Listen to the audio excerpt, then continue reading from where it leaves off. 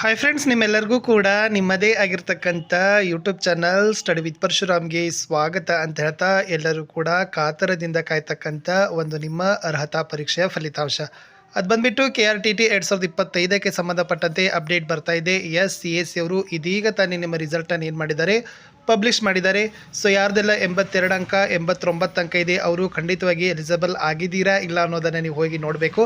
ಯಾಕೆಂದರೆ deleted questions ಏನಿರ್ತಾವಲ್ಲ ಅವುಗಳನ್ನು ಅವ್ರು ಗಣನೆಗೆ ತೆಗೆದುಕೊಳ್ಳೋದಿಲ್ಲ. ಫಾರ್ ಎಕ್ಸಾಂಪಲ್ 150 ಅಂಕಗಳ ಪರೀಕ್ಷೆಯಲ್ಲಿ ಒಂದು ಪ್ರಶ್ನೆಯನ್ನು ಡಿಲೀಟ್ ಮಾಡಿದರೆ ಅದನ್ನು 149ಕ್ಕೆ ತಕ್ಕಂಥವ್ರು ಏನು ಮಾಡ್ತಾರೆ, ಮೆರಿಟ್ ಕ್ಯಾಲ್ಕುಲೇಷನನ್ನು ಮಾಡಿ ನಿಮ್ಮದು 50 ಮತ್ತು 45%ಗೆ ಎಲಿಜಿಬಿಲಿಟಿಯನ್ನು ಅನೌನ್ಸನ್ನು ಮಾಡ್ತಾರೆ. ಸೊ ಹೀಗಾಗಿ ಯಾರೆಲ್ಲ ಬರ್ದಿದ್ದೀರ ಅನ್ನೋರು ವಿಡಿಯೋದ ಕೆಳಗಡೆ ನಾನು ಲಿಂಕನ್ನು ಕೊಡ್ತೀನಿ. ಆ ಲಿಂಕಲ್ಲಿ ಹೋಗಿ ನಿಮ್ಮ TETಯನ್ನು ರಿಸಲ್ಟನ್ನು ನೋಡಿ ಅಂತ ಹೇಳ್ತಾ ನಿಮ್ಮ ಅಂಕಗಳನ್ನು ಸಹಿತ ನೋಡಬೇಕು.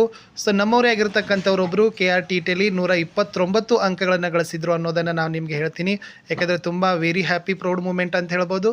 ಸೊ ಇದೇ ಥರನಾಗಿರ್ತಕ್ಕಂಥ ನಿಮ್ಮ ರಿಸಲ್ಟ್ ಹೇಗಾಗಿದೆ ಅನ್ನೋದನ್ನು ನೀವು ಕಮೆಂಟಲ್ಲಿ ಕೊಟ್ಟರೆ ಖಂಡಿತವಾಗಿ ನೋಡ್ತೀನಿ.